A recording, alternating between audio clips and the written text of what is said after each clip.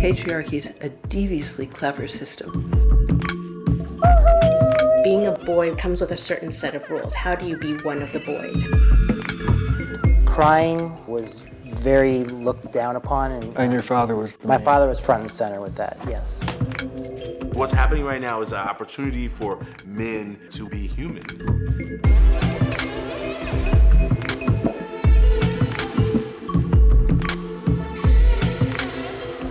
If manhood is threatened, violence is imminent. It is deeply empowering to be angry because there's things to be angry at. Any move toward democracy, which is toward equality, becomes a threat to manhood. Who the fuck do you think you are? Nobody. I'm nobody.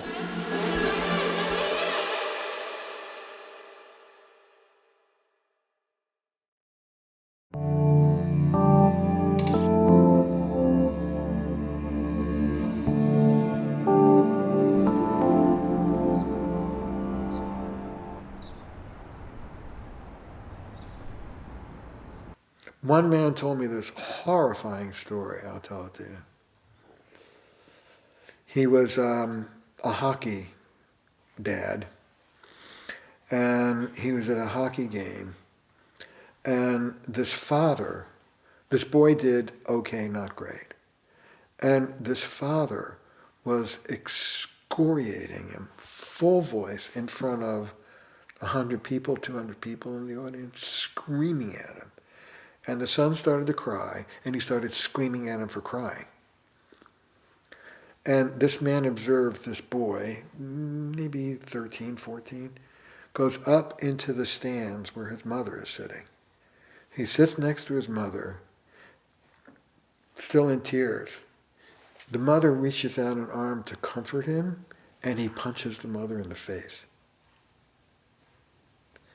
That's the transmission of patriarchy.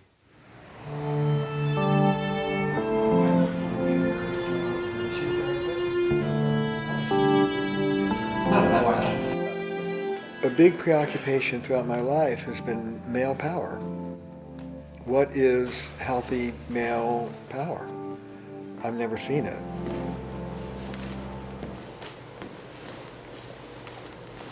I don't get angry at somebody that's outside me. Yeah.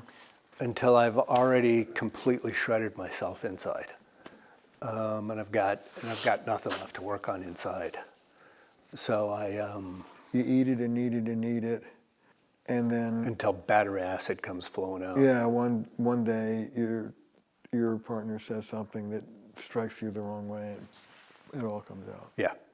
So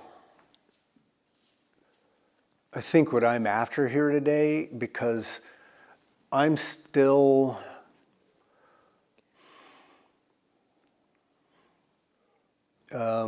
thrashing myself about my inability to work in the world with other adults. Why don't we start with you learning how to not thrash yourself so much? Let's take a little detour. How many men in this group give themselves a really hard time?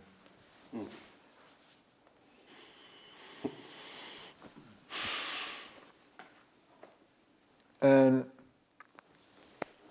how violent is a really hard time? Oh, God. Most men have terrible relationships to themselves. They're more violent to themselves than they are to other people. We judge ourselves based on performance, other people's opinions, what we have. That's outside in self-esteem. Men in particular rely on performance-based esteem. I mean, we talk about the fragile male ego. Well, this is what it is. It's fragile because there's no internal sense of self-worth. It's all based on how well you do, this particular day. And how well you did yesterday doesn't much count. I think the anger comes to me two different ways. When I'm feeling cornered, I have to do something. Right. Life is demanding a reaction, and I'm feeling, when I'm feeling traumatized, and that's in that moment, I'm feeling a sense of I don't know what to do. Yeah, get me from that to the rage or the anger. I think it's rage at being put in that position, Okay. sort of feeling like, this is not my doing or responsibility, but I'm the one who has to deal with this. You feel shame for not being able to get yourself out of it in a, quote, normal way. I think anger definitely kicks in at myself for not being one of those people who, grew up not traumatized, or just grew up and, I don't know, figured out a better outlet for their trauma. Trauma wasn't your fault, though. Yeah. But you take it on as shame. Okay. Yeah, I feel that. Let the sadness wash over you. Won't hurt you. I think I always feel like the sadness is going to hurt me, or it does hurt me. Listen, feelings will not hurt you. Running from feelings can kill you. It is part of the essence of traditional masculinity that you can run from shame, helplessness, powerlessness, into grandiosity, better than, superiority, dominance, and revenge. And I think this is the root of male violence. You hurt me, I get to hit you twice as hard back. All perpetrators see themselves as angry victims even while they're lashing out. When I get into my anger and raging, it's always felt very uncontrollable to me. Yeah. And maybe not where I can totally control it, but I would like to know there's a hope that there's a path to go down where at some point I would be able to master that. Okay. And the second prong to that is that since I was very young, I'd really pushed down my ability to express sadness. Yeah. And I can know that I'm sad, but very much struggle to actually express it from my body. There's a connection. I don't doubt that one bit. Wait. There's a connection between you shutting down on the soft feelings and being super expressive on the hard feelings. Yes, that makes perfect sense.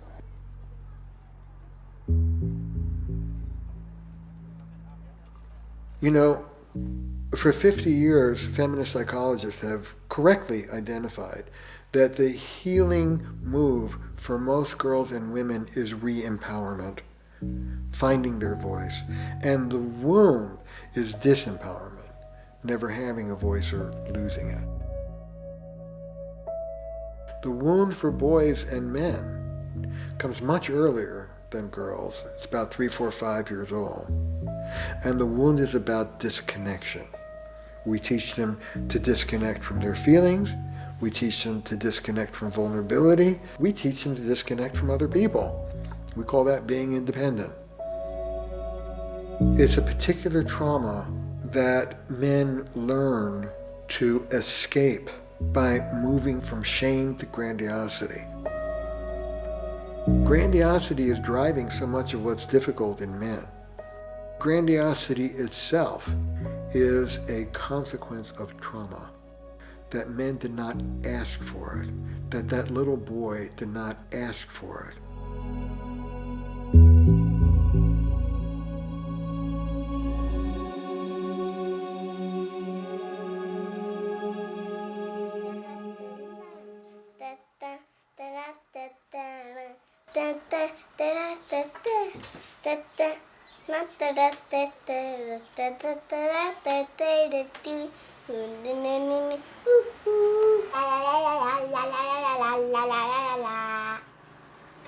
Et toi, qu'est-ce que tu fais? Moi je suis un rockstar et je fais de la guitare. Meow meow. There are at least two truths about boys that we tend to overlook or underestimate. And the first is that boys have relational capabilities. Mouah. Ah, qui other truth about boys is that they're vulnerable. Oh, c'est trop mignon. Mwah. And of course, when we sit back and think about it, we know these things, but we still tend not to acknowledge them or value them in boys, to the point where vulnerability or relational capabilities, boys, they may recognize those things in themselves, but they know they shouldn't show other people. They know it's considered a feminine weakness. They know it's a liability. They might be seen as soft boys or sensitive boys. In fact, even adults, most adults can think of, oh yeah, I know a boy like that who really cares about other people, who's so sweet and really kind and very gentle. But they'll always refer to those boys as being the exceptions. And graze and fracture water. One of the things that kind of motivates boys to conform to group and cultural norms is exactly this desire to identify with and relate to the other boys. It's not that they hear that there's this need to prove masculinity and they do it in some abstract sense out of obligation. It's that they're trying to connect. For instance, at this particular school, the boys had created a club called the Mean Team. And it was created by the boys, for the expressed purpose of acting against the girls. It was also meant to help them define themselves in opposition to the girls. And so in the beginning, they wanted to call it the Good Team. But then they realized, wait, the girls are good. The girls are good and nice. So we have to, if we're boys, be the opposite of the girls. So then it was either the bad team or the mean team. And the bad team just wasn't something that they wanted to be called. When I asked them, so what does the mean team do? Like, what's mean? Like, they said, so if they're playing a game or something, we might come by and try to disturb it, like, say, talk during their game or something. It was never, causing physical harm. Sometimes the girls would chase them, and then they would get scared. But it got complicated because the mean team created a hierarchy among the boys. So there was a boss of the mean team. And when I interviewed Rob, who was not the boss of the mean team, he would say that Mike, the boss, he's the boss, so he gets to decide what to do, and we have to do it. And I said, well, what if you don't want to do it? He goes, I do it anyway. And at one point, Rob does think, well, I don't always want to do what the other boys are doing. And so he had this dilemma where he wanted to break away from the mean team, but he was worried that if he tried to, then all of the boys would gang up and just come after him. Another boy, Jake, confided in me. He said, well, actually, I'm friends with all of the girls, but the mean team is not supposed to associate with the girls. This one boy displeased Mike, the boss. And so he says, you're fired from the mean team. You're on the nice team. You're a girl.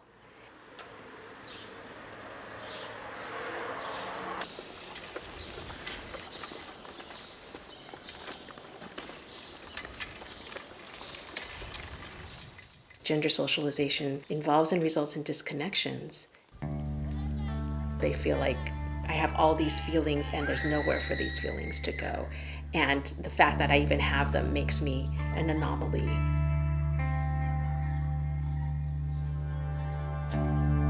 That they have to disconnect from parts of themselves, if they can't be fully present and genuinely engaged, then nobody will know them. This is this path to loneliness.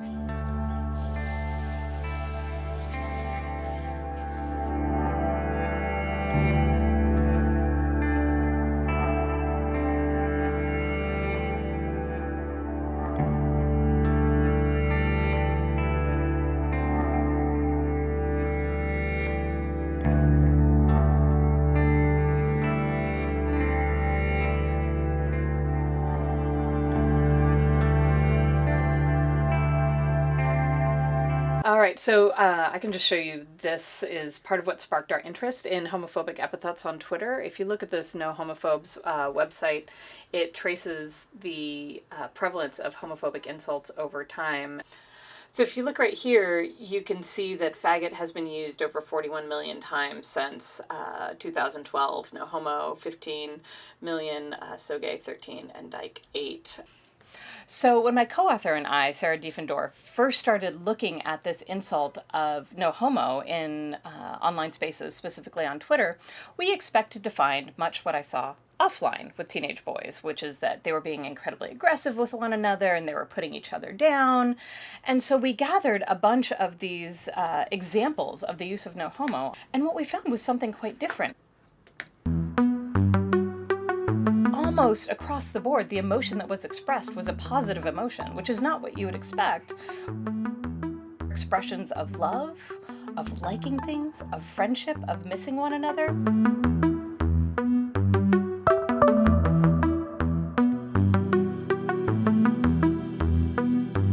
And so what we saw was really this quandary that young men are experiencing when it comes to masculinity. They have these expressions of devotion and love and care and even liking things that they want to express.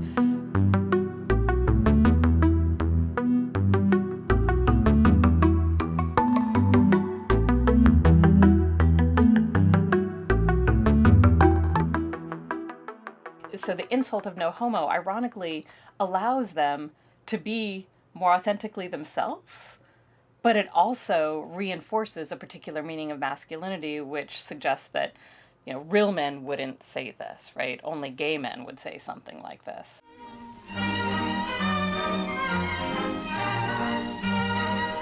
Popularity. What is it made of? So I spent a year and a half in a public high school in Northern California investigating how boys came to think of themselves and others as men. And I had a very jarring experience when I entered into this school. Just walking down the hallway, I would hear, "Fag, faggot, you're a fag, you're a faggot," everywhere. One boy told me that, quote, anything, literally anything, could get you called a fag. If you turn a wrench the wrong way or something, dude, you're a fag.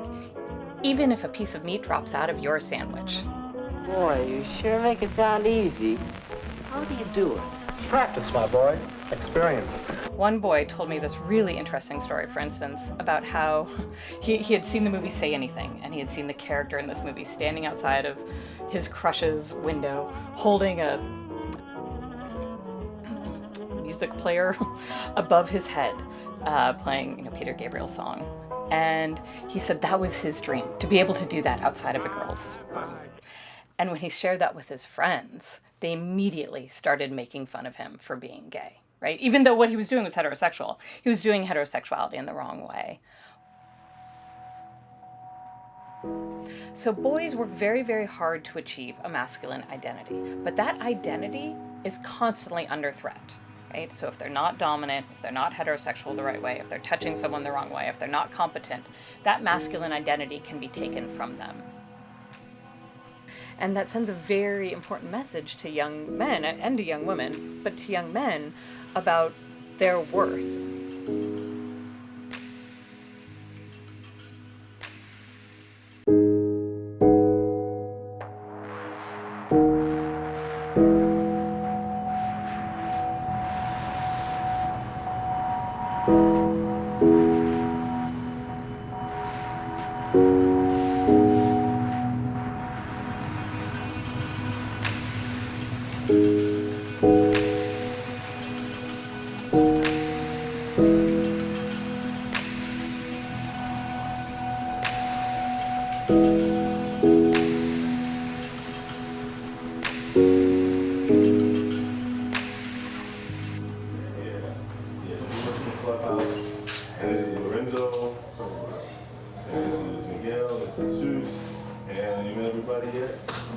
When I started Ever Forward Club in 2004, there were very few spaces that I saw people focusing on what the young men's needs were.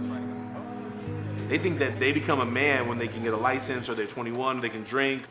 But we have this like teenage years where you're like trying to figure it out. So we got boys walking around, have no purpose, have no value system around, here's my role as a man in this community. Because I'm still a teenager. I'm not a little boy and I'm not a man, I'm a teen. I'm a young man. So what is my role? Oh, nothing, just to figure it out when I become a man. That's dangerous, to have millions of teenage boys with no purpose except to wait for manhood to then get serious about life.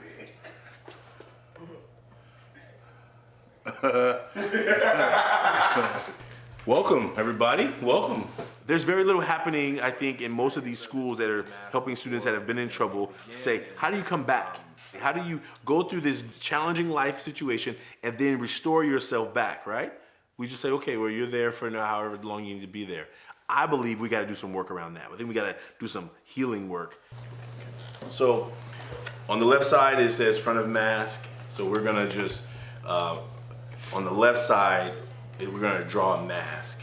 And so where it says front of mask, please draw a mask, okay?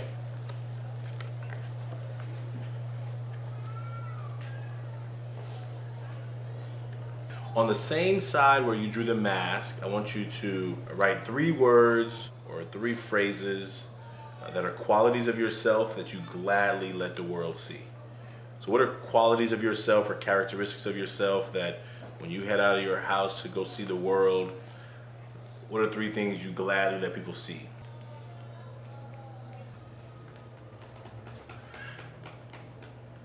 And now we're gonna move to the back of the mask. The back of the mask are things we normally don't let people see, we normally don't talk about. And I want you to write those where it says back of mask.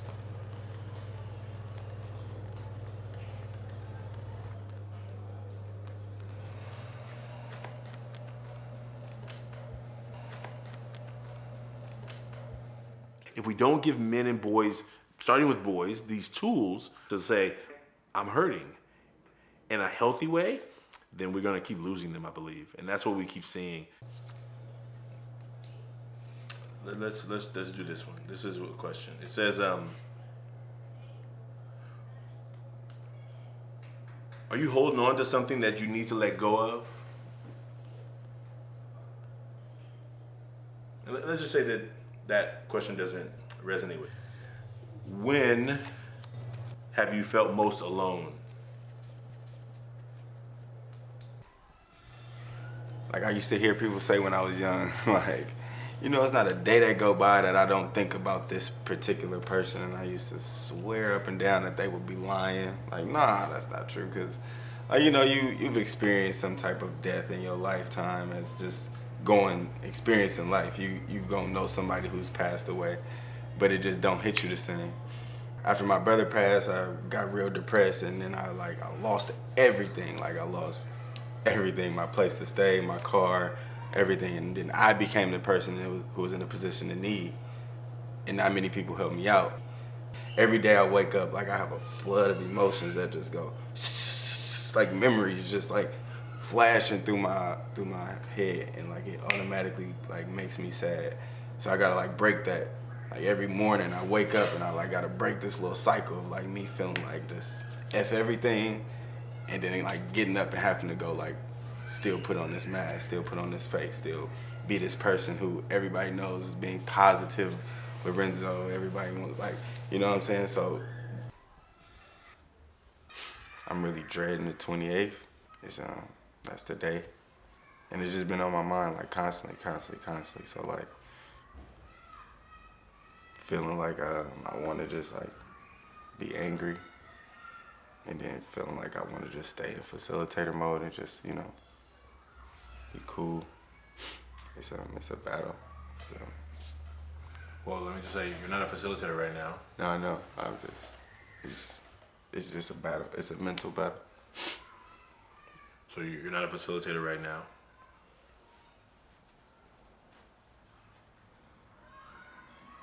You're not working right now.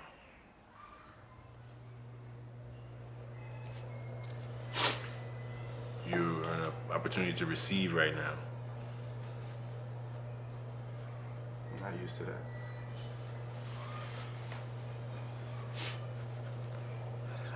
So there's no time that you don't have to wait for a special occasion, just so you know. We have to like sometimes craft those situations for ourselves. Maybe it means going to the beach and digging a hole. Maybe it means going into the woods and hitting some trees with sticks. Like maybe it means taking a piece of paper and with some markers and like I don't know. It just requires us to like.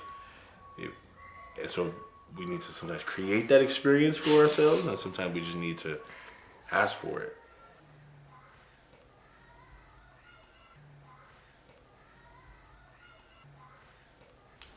I felt alone when I got expelled.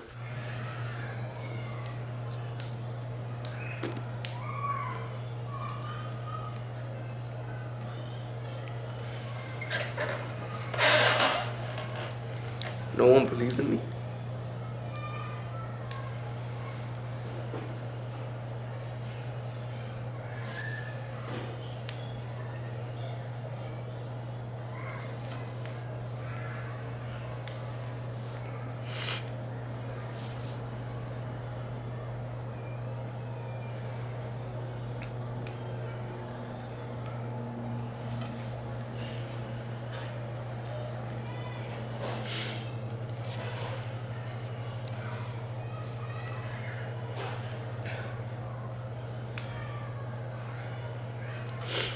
There's not too much I can say, young.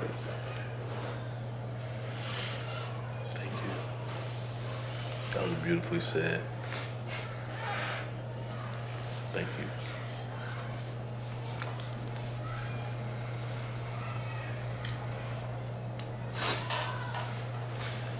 What's happening right now is an opportunity for men to be human and to say, hey, in all of my imperfection, all of my uniqueness, I sometimes don't feel like I'm everything I really want to be. But I can take everything I got and help elevate it today. I think that's what I think they want. I think that what I felt in that space is that we could do this every week for an hour, and it would be so powerful for us. It's like I can teach you how to design this shit.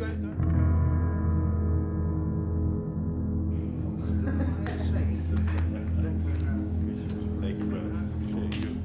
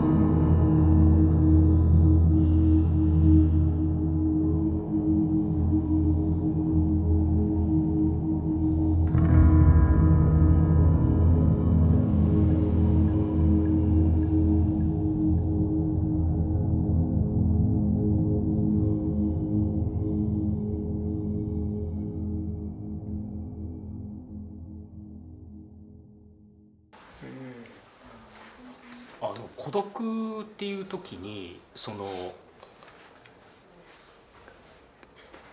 他者がやっぱり自分の中にいないっていう言い方なかなか伝わりにくいかもしれないんですけどっていう感じがあって、そのやっぱ孤独って物理的に孤独なわけではなくて、関係として、その自分の周りにいるで相手としては自分と関係してるっていうふうには思ってるけれども、こっちとしては相手と関係してるというよりは、相手からはこのように思われているんじゃないかという自分の想像と関係してるっていう感じだから、生身のその人間と関係してるんじゃなくて、想像している相手との関係を関係と思ってる。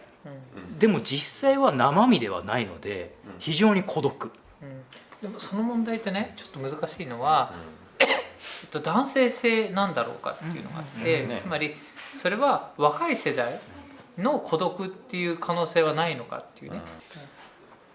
日本のよく中高年以上の人たちが、家に帰ってきて、でそれをいちいちお茶入れてくれって言わなくても、ちょうどいい温度でちょうどいいタイミングでお茶を出してほしい、っていう感覚って割と古い世代の人たち多いでしょ、その何も言わなくてもなんかしてくれる、求める。そうそうそう。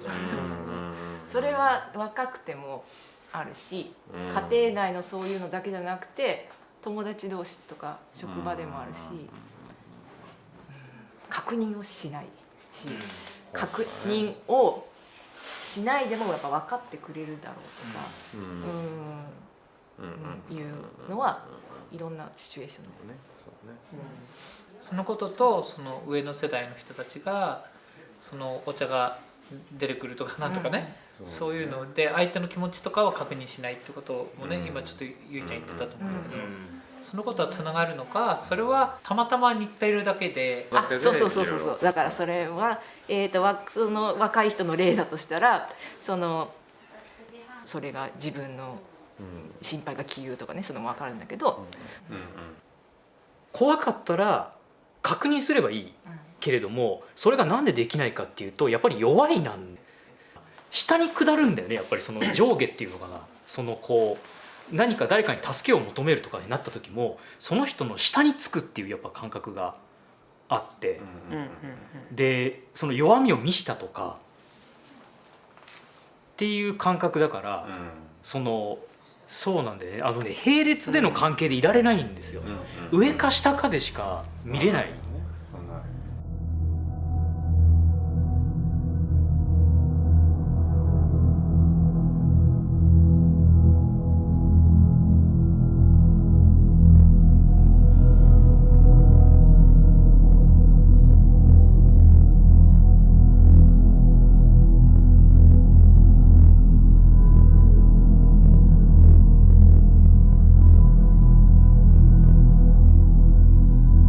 Still face experiment, what the mother did was she sits down and she's playing with her baby who's about a year of age. I'm like a girl.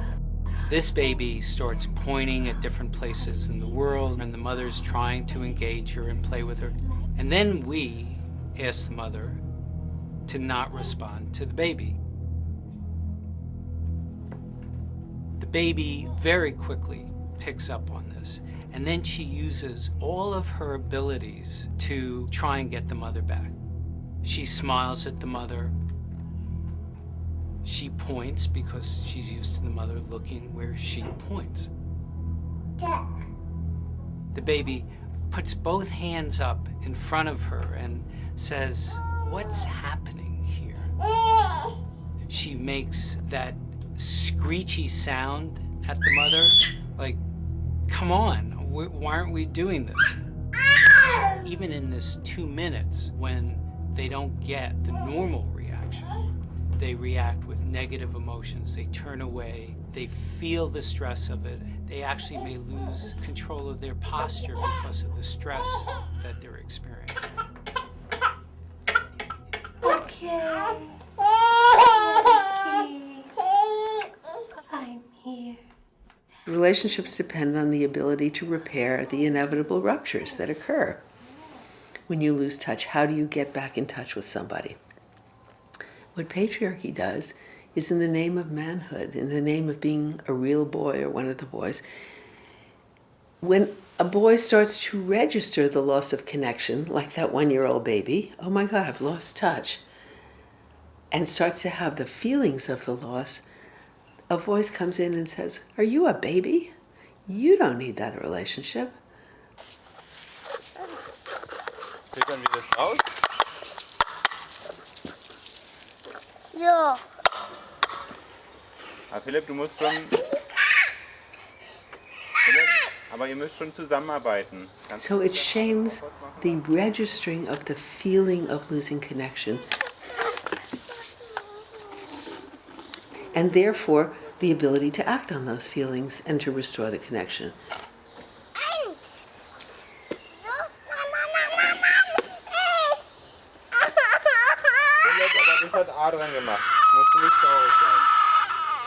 So it makes the break in relationship irreparable.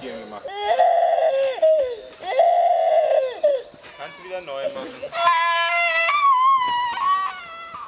Once you interrupt or you impede human relational capacities, you've set the stage for any form of oppression.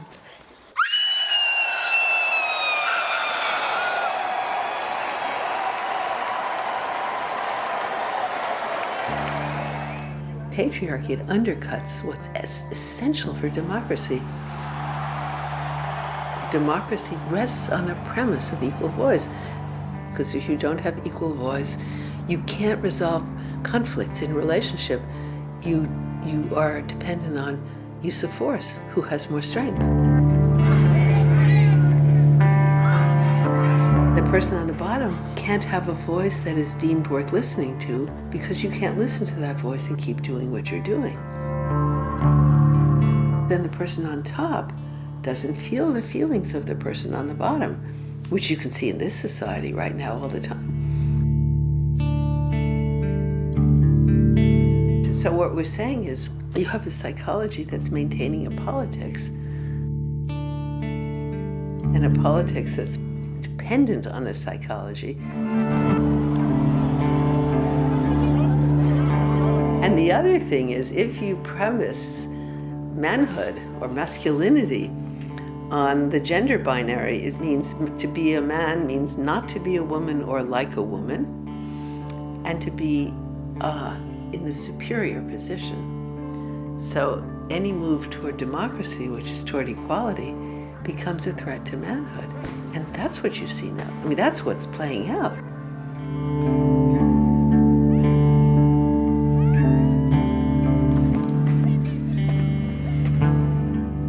And if manhood is threatened, violence is imminent.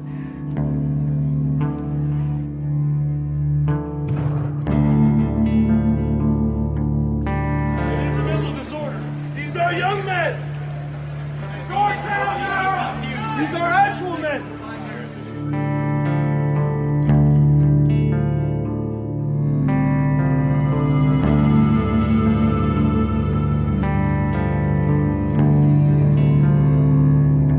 There's a puzzle that we have to figure out, which is how to make the change without, in the process, shaming manhood, which will provoke violence.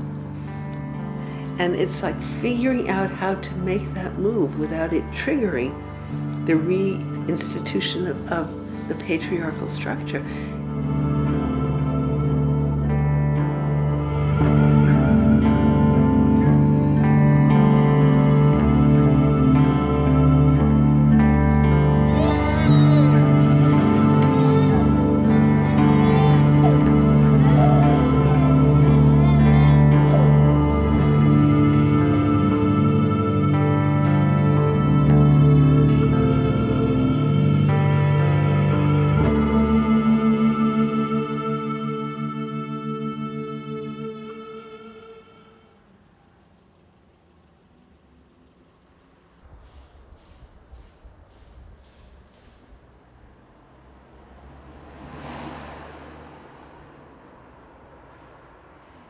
When I saw as a child an 18 or 19-year-old Israeli soldier a few years older than me yelling and shouting and insulting my father, and my father couldn't respond, because if he responded, he would probably be treated even worse, maybe even physically beaten up, then what does that create for me, looking into this role model of a man and saying, wow, he can't do anything about this? What does that do to me as a young boy?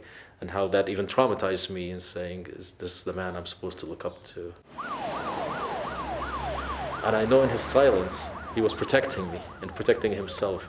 But this is the complexity of this patriarchal system, this expectation that men stand up for their rights and stand up for protecting their children and others, when in reality, they're not able to do that within that system.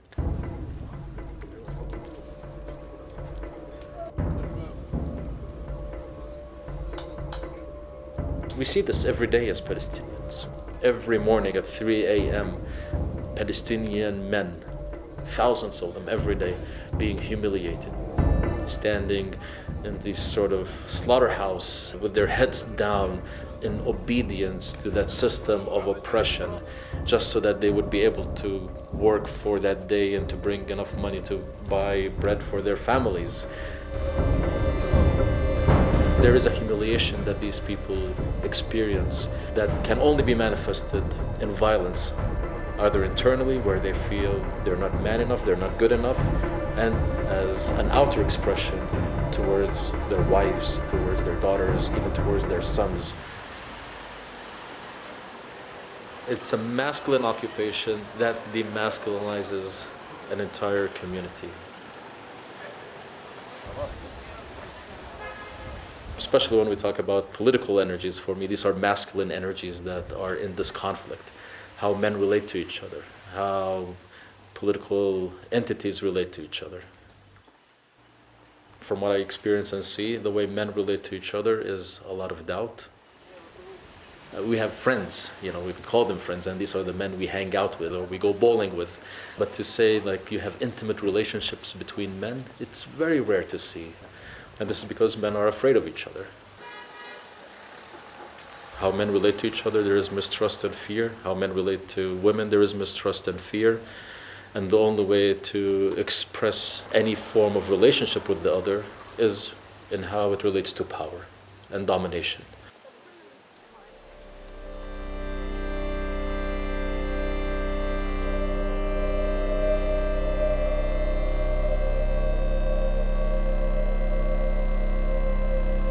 This is exactly what becomes manifested at the political level as well. Palestinians and Israelis in their political identities, we don't trust each other.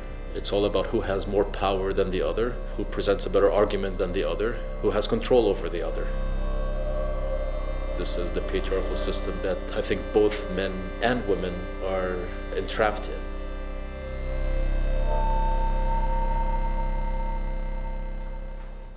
What I would need for my own healing in terms of my relationship with women is actually the feeling that I'm trusted.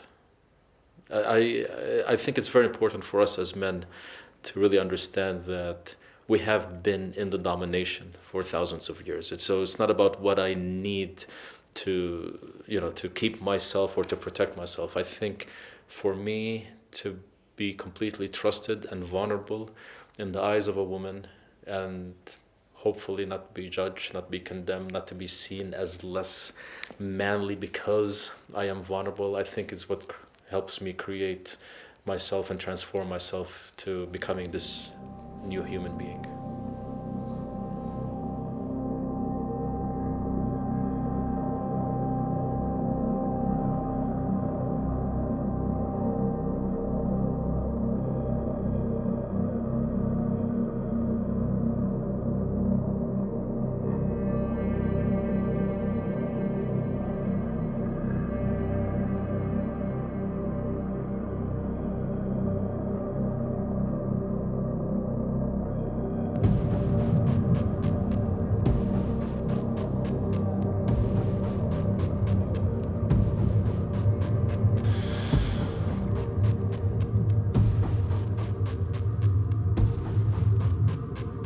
סוחבים בעצם איזשהו ציווי של איך אנחנו צריכים להנכיח את הגבריות שלנו בעולם. פגיעות זה משהו שנתפס כלא גברי. ברגע שזה לא גברי, והטרגדיה בעיניי שהיכולת שלנו לכונן את הגבריות היא בעיקר דרך מיניות. וזו דרמה.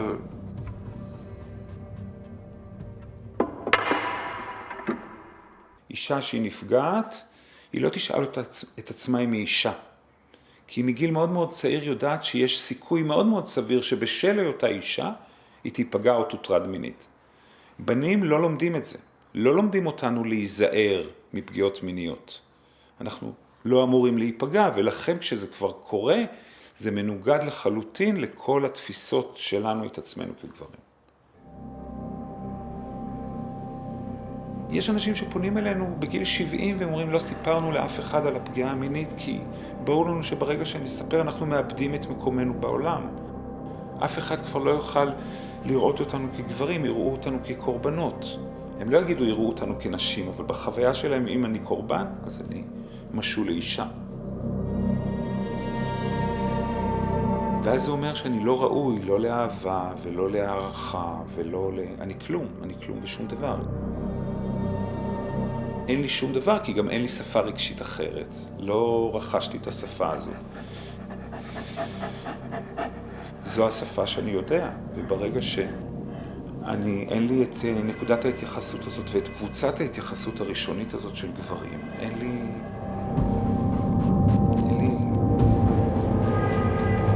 מקום בעולם. ועוד לפני שאני עובר טראומה כזו או אחרת, אני חי בעצם באיזשהו סוג של דיכוי שהוא המצע על הטראומה שלי. כלומר, כשאני כבר מגיע לטראומה, אין לי את הכלים להתמודד איתה, או את הכלים הטובים להתמודד איתה. רואים את זה בצבא מאוד אצלנו, שברגע שאתה בא ממקום של כוח, ופתאום מפקד בא ואומר לך מה לעשות, יש פחד נורא גדול, יש תחושה של חולשה, של אפסות, של אני לא הגבר שחשבתי שאני, פתאום אני מרגיש פחד, פתאום אני מרגיש אימה, פתאום אני עצוב, אולי אני בוכה בלילה במיטה, כי אני נורא מאוים מהחולשה הזאת שפוקדת אותי, שאני לא מבין מאיפה היא באה. עכשיו, הם לא יודעים להפריד בין הגבריות לבין מי שהם, זה אחד. מה שאנחנו עושים הרבה פעמים בטיפול או בקבוצות, אנחנו מנסים להפריד את זה רגע. בואו נשאיר רגע את הגבריות בצד, בואו נראה רגע איך אתם מרגישים. בואו נלמד אתכם את השפה. הרבה פעמים החוויה הזאת בסוף מאוד מזככת, כשהם פתאום רואים, כשהם באים לבת הזוג שלהם ואומרים לה, נפגעתי מינית, והיא לא ישר כועסת עליהם או עוזבת את הבית, זה גילוי מרעיש עבורם, היכולת להיות גם פגיע.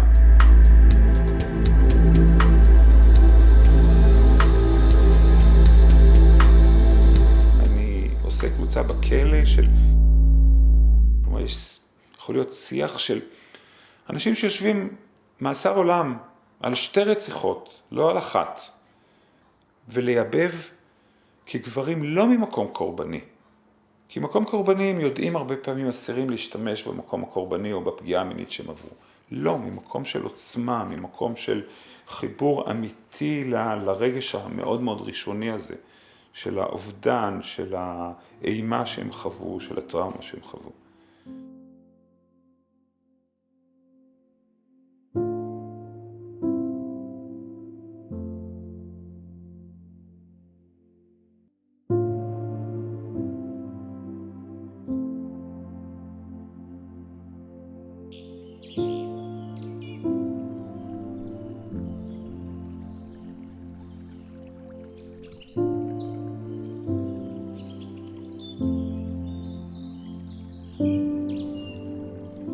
Crying when things went poorly for me.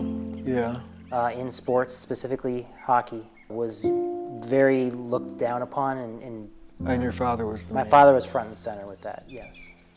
There would be times when I would get upset and I would tear up and I would cry, and then very distinctly the start of one season, I didn't have that problem anymore. I just didn't cry. It's not a problem, Chris, it's a gift. It's a problem to your father. Right.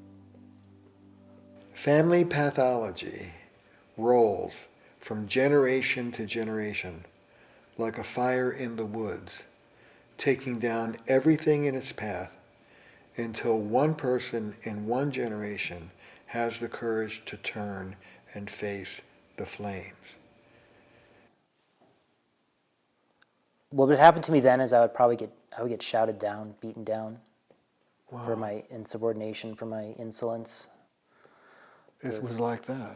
Yeah. Subordination for your insolence. Yeah, You didn't have a father, you had a sergeant. Yeah.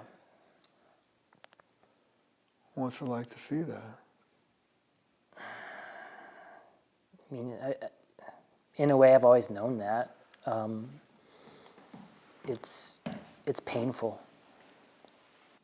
I feel like a little nauseous just like getting close to that. What's the emotion connected with that nausea? I would say it's pain, anger, and shame. Yeah, wow. It's a pretty potent mix. Yeah. Shame about? Shame about my self-worth. Like who am I to break the rules, or who am I to stand up for myself? Who the fuck do you think you are? Yeah. Who do you think you are? Nobody. I'm nobody. That's what I tell myself. How long you been that? As long as I can remember. You're nobody. That's right. What's it feel like to be nobody, Chris? It feels sucks. Go on and let it go. Oh, feels so bad. I ask most of the men I see, what kind of father did you have? What kind of father do you want to be? Will you let me help you be that man? Who says no to that? But most of us are making it up. Most of us are trying to do better than where we came from. I want you to remember the youngest time that you can remember where somebody's shaming you for crying. Okay. How old are you? 5, maybe. I'm at a hockey rink. Yeah. I was at a game for the talented players, up and coming boys. Good. And I was in position to get a goal, and there was a wide open net, and the puck just slid right under my stick. I missed the shot. Yeah. And afterwards, all I heard was, there was a yawning net, it was wide open, and you missed it. Yeah, who'd you hear that from? That was my father. Yeah. And I was just really hurt. Yeah. What do you want to say to him?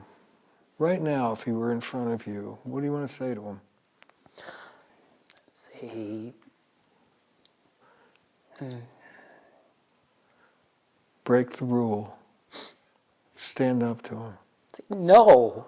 There you go. Say it like you mean it. No. Say it again. No. No.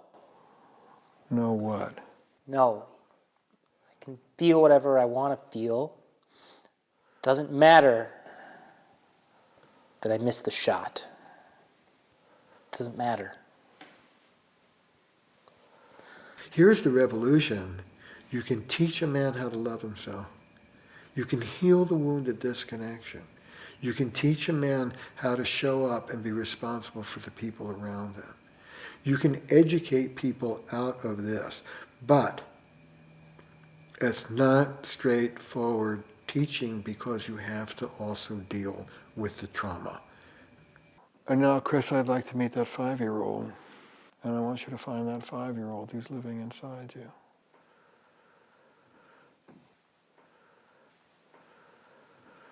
What do you feel as you look at him? Heartbreak. Yeah.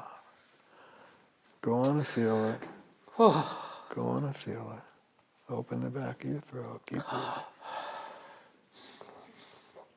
Tell him out loud, as I look at you, my heart is breaking. As I look at you, my heart is breaking. Yeah. Go on and feel it. I know how much you're going to suffer. Yeah. You don't deserve it. Yeah.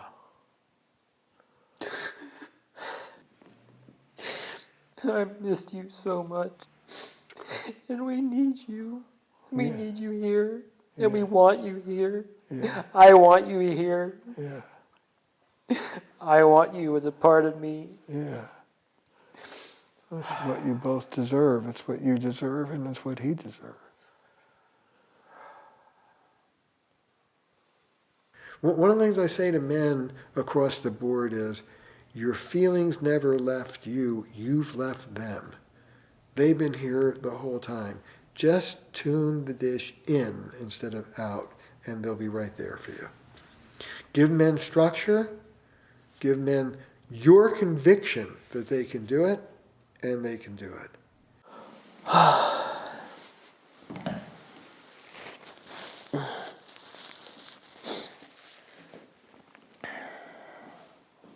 How you doing? I am doing very well. I feel joy. There you go. I feel joy. It feels so damn good. Yeah. Listen, you have a ton of feelings.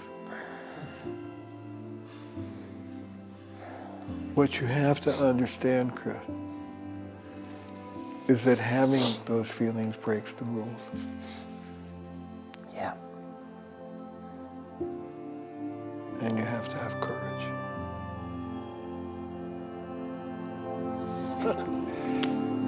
I do want to get everybody's number and names. Yes. All right, we need a name circle. Listen, I'll do this last. I want you to feel the power of the circle. I want you to feel the power of community with other men. Really community from the heart. And what miracles that can bring. Just feel it.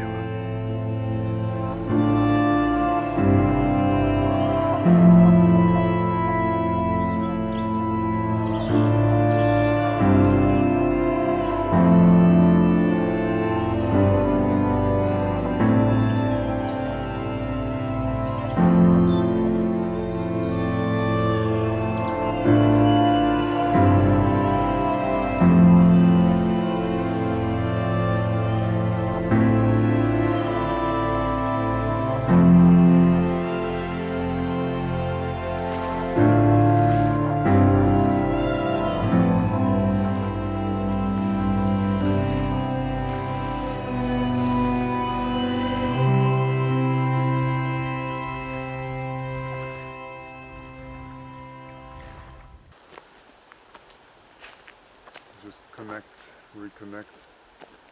I think I have absolutely no issue of being tender with my male friends. For me, it's the integration of also that angry part, because it's one thing to open up and to invite life in, to invite emotions in, other men, through intimacy, but it's something else to position yourself and say, stop, you know? Don't cross this line. What we're going to do is to really tune into where in our lives do we experience anger. And then we will be feeling and expressing that anger.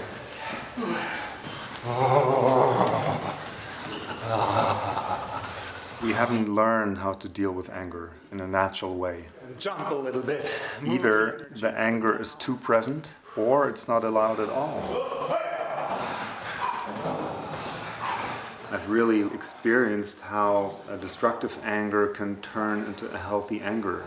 I know that it is deeply empowering to be angry because there's things to be angry at.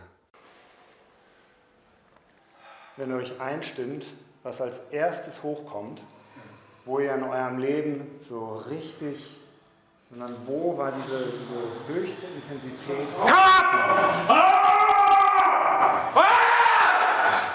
Vertraut den Körper, trust your body.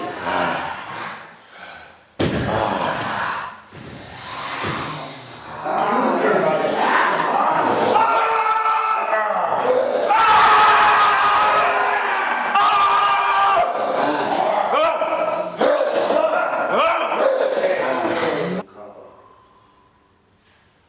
We have to own our power as men. We couldn't be men without power.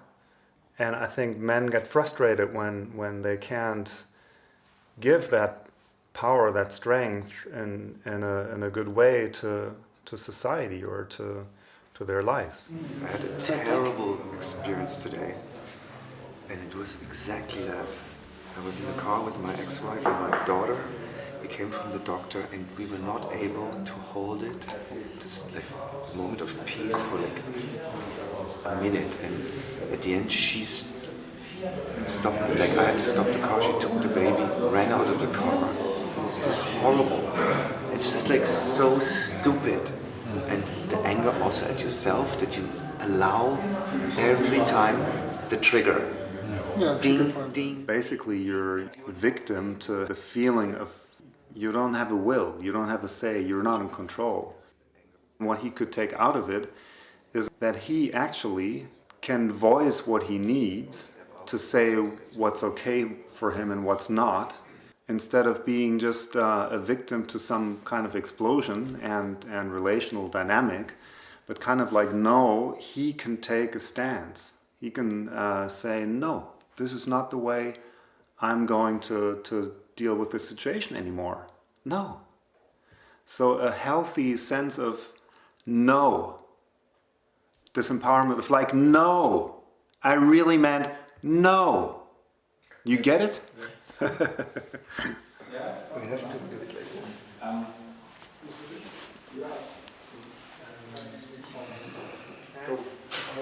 Okay, go.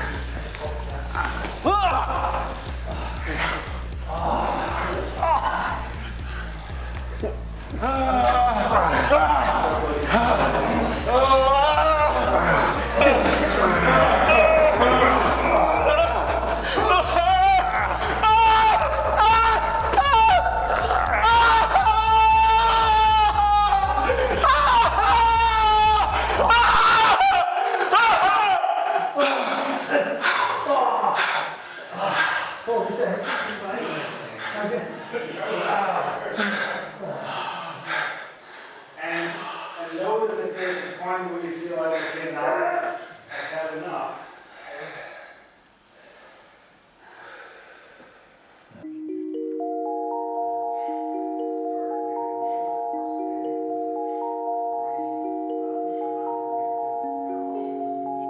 Often to at least my groups, there's lots of men coming who are really looking for the vulnerability.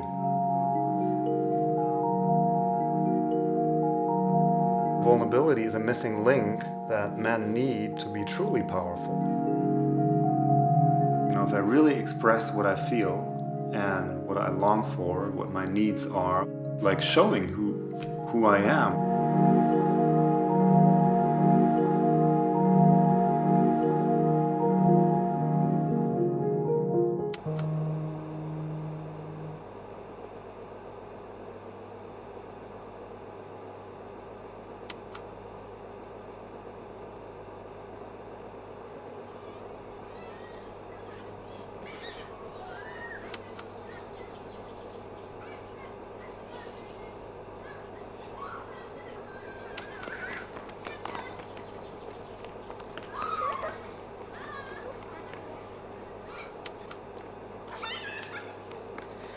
You know, oftentimes people ask, when did you know Aiden? But I've learned that it's actually not the right question. It's more so, when did I understand that people weren't seeing me for who I am? I would say, you know, pretty darn young. There was an adult couple who had a couple small children, and I looked at them, I was 9. I thought, oh, I'm gonna grow up and people are going to expect me to get married and have a family. And I thought about that, and I thought, yeah, I would like to have a family. I'd like to get married someday. And then an absolute immediate sinking feeling, which is, I'm not the mom and the wife. I'm the dad and the husband. And that despair was because that's impossible.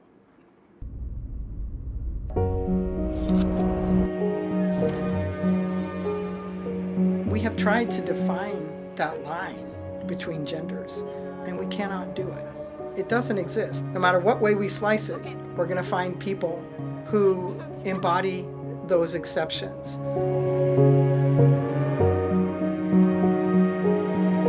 If if we can take a look at that binary representation and say, hey, can't we bust out the boundaries a little bit here? Can't we provide a more expansive landscape that gives us all some breathing room?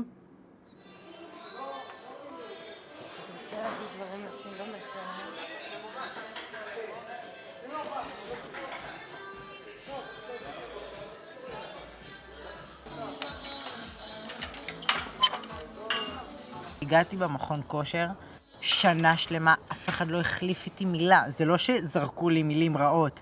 אף אחד לא החליף איתי מילה במכון כושר. הייתי מגיעה לשם 6 פעמים בשבוע, כל יום. אמנם לא העזתי להתקלח שם, אבל הייתי מגיעה 6 פעמים בשבוע למכון. לאט לאט, אחרי שנה, התחילו הבנות לדבר איתי, ואז אחרי שהבנות מדברות איתי, פתאום גבר פה מעיז להגיד שלום לגברים בדרך כלל.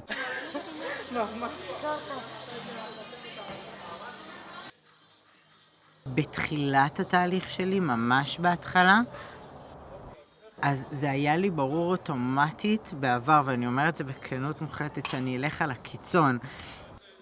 החל מלעשות ניתוח תחתון של איבר מין, שזה היה ברור לי חד משמעית שזה יהיה שם, ומהר מאוד לעשות את הניתוח של החזה, ואני זוכר שכמה שרציתי את זה, וזה... מהר רציתי את הזקן, והייתי מתגלח ממש הרבה כדי שהזקן יגדל. זה היה מקום מאוד לחוץ, זה היה מקום מאוד לא בריא נפשית. לא הייתי במקום טוב בחיים שלי כשניסיתי להשיג גבריות שאפילו לא האמנתי בה. לא האמנתי לזה בכלל, כי לא האמנתי שככה גבר צריך להיות, אבל מהר מאוד היה לי חשוב להתייצב כגבר. Yes, yeah. Yeah, because I know some people look so older with gray hair. Do you like having some of this length up here on top, or do you feel like it needs to be a little bit shorter? I think that needs to be a little bit shorter. Sammy's always been a really kind and sweet child, but he was always a bit awkward. Seemed kind of uncomfortable in his skin, really choosy about clothes and textures. 2 weeks before school started, he came to us and said, I want to start school as a boy with the name Sammy. They call it Children's Village? The way he explained it was his whole life he grew up knowing there were boys and girls, but he didn't really understand the difference. It didn't have a definitive meaning until about 2nd grade. It used to be boys and girls played soccer together, all those things were together, and then they split. So the boys went on one team, the girls went on another team. And it was at that point that he realized, like, oh, this is an actual thing where I have to define myself as one thing or another. And that's when it started to feel really wrong, and we started to experience what they call dysphoria.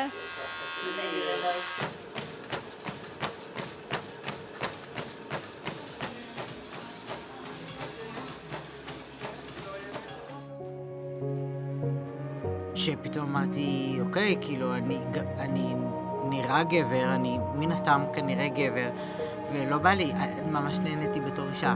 אז כאילו, לא בא לי לוותר על זה.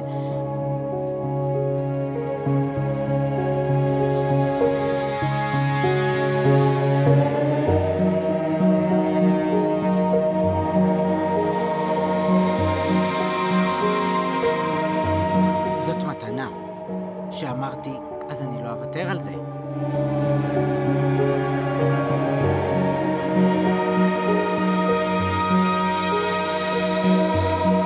אני במקומי, זה המקום שלי, זה תואר, זה טרנס, זה המגדר, ואז כשאנשים שואלים אותי, רגע, אז אתה גבר או אתה אישה, אז אני טרנס, הייתי אישה 20 שנה, יש לי חזות של גבר, באמצע אני גם וגם, אבל אני לא...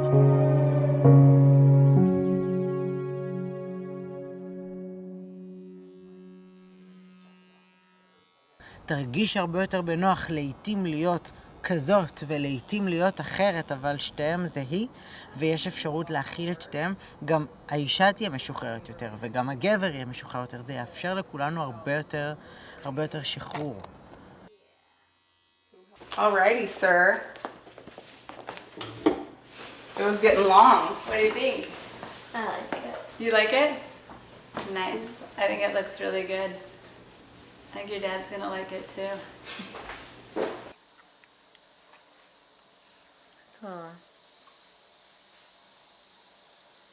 מגבר דורשים יותר.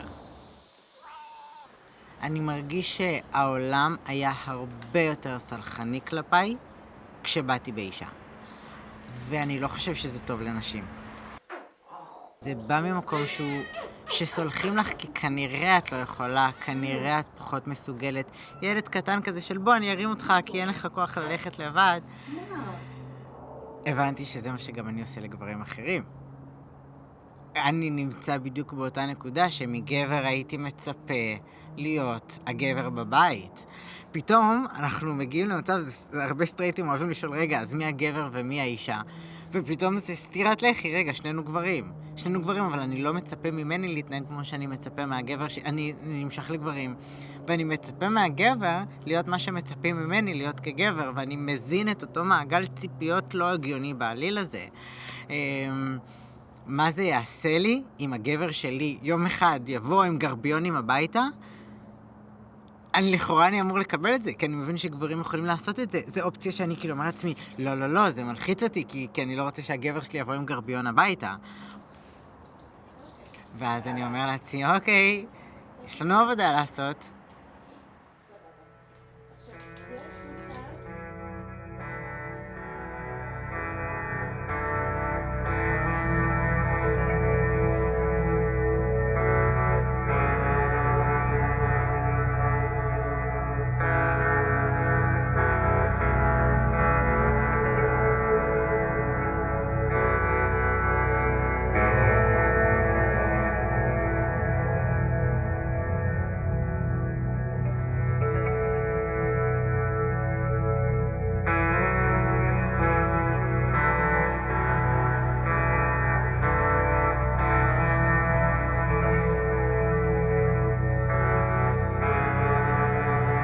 Proust talks about when he wanted his mother to kiss him goodnight before he went up to bed.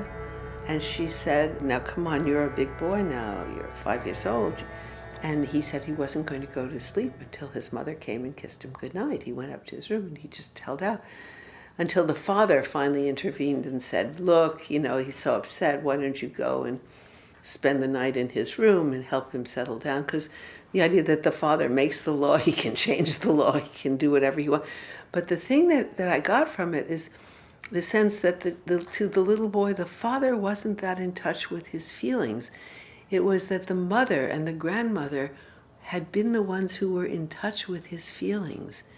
And for them to turn a kind of deaf ear to his feelings and to teach him that felt like a much deeper betrayal. And I've often wondered about, whether or to what degree men's anger at women is for women's complicity in patriarchy.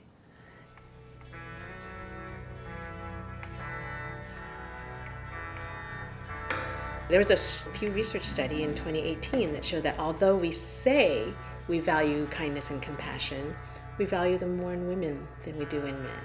Although we say we want men to talk about their emotions and share these things, it found that women tend not to value men who are emotional.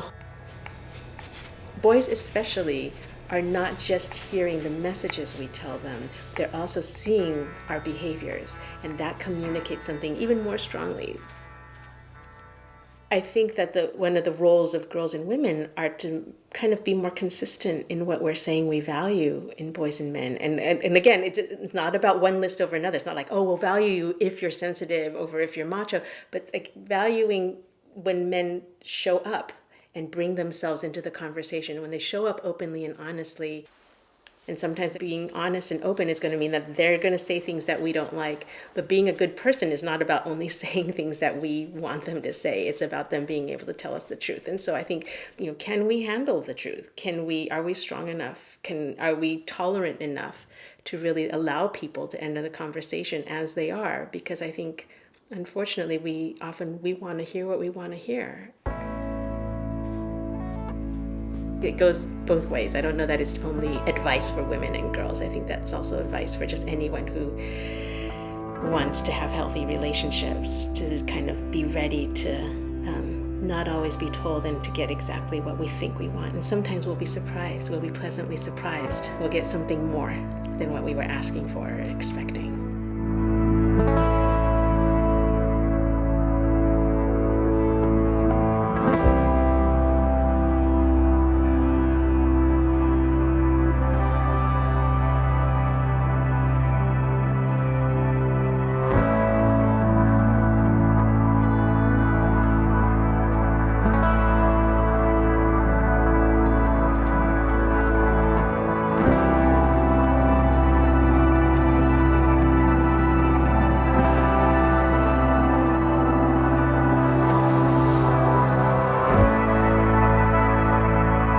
What is the one value that is shared by mainstream patriarchal culture and virtually all of the so-called counterculture movements that are in existence?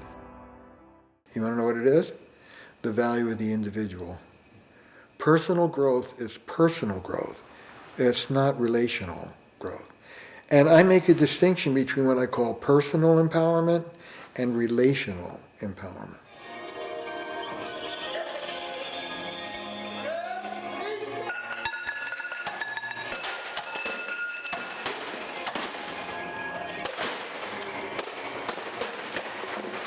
Personal empowerment is, I was weak, now I'm strong, go screw yourself.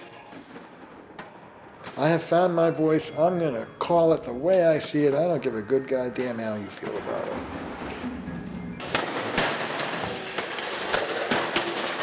Relational empowerment is, I was weak, now I'm strong, I'm bringing my full voice into this relationship. I'm going to tell you exactly what I want from you.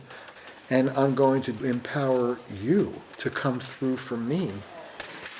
What can I give you to help you give me what I want? How can I help? And I think being powerful, fully voiced, and in relationship breaks the back of patriarchy. Being relational is what we're born for. Being relational is how we are designed. It's how we function best. It's the pearl of great price. It's the only thing that will really make us happy.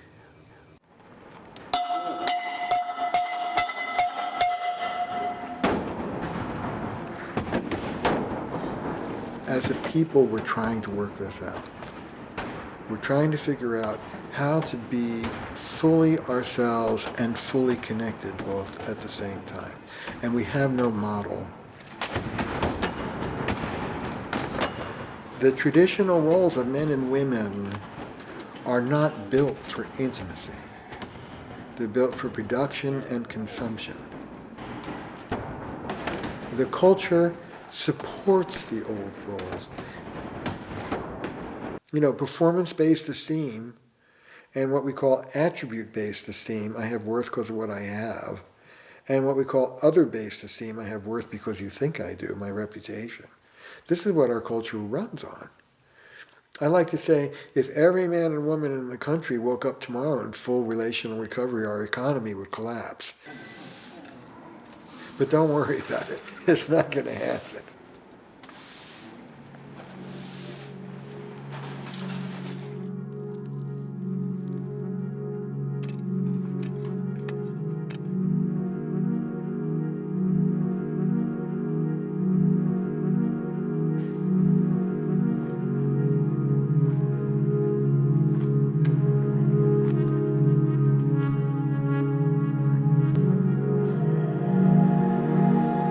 The solution is within us.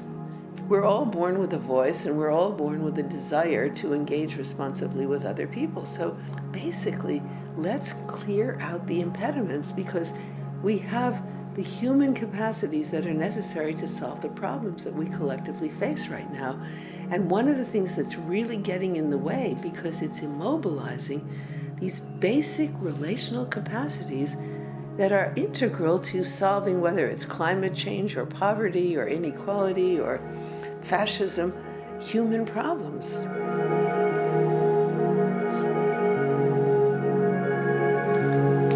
The young people that I speak with, they're ready to really start challenging these gendered constructions.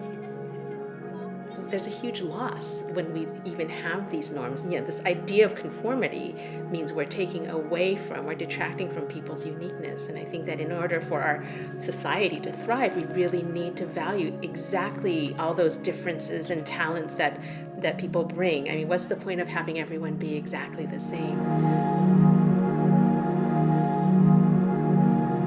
Like, we just need to make it not an anomaly and build connection, and then build relationships, and then build more real, be more vulnerable with each other. And I think the more we help this new generation recognize about kindness and caring and loving, and how about those be alpha traits of humans? Not just of men. How about we just be a kind, caring, loving community where we don't judge and harm each other?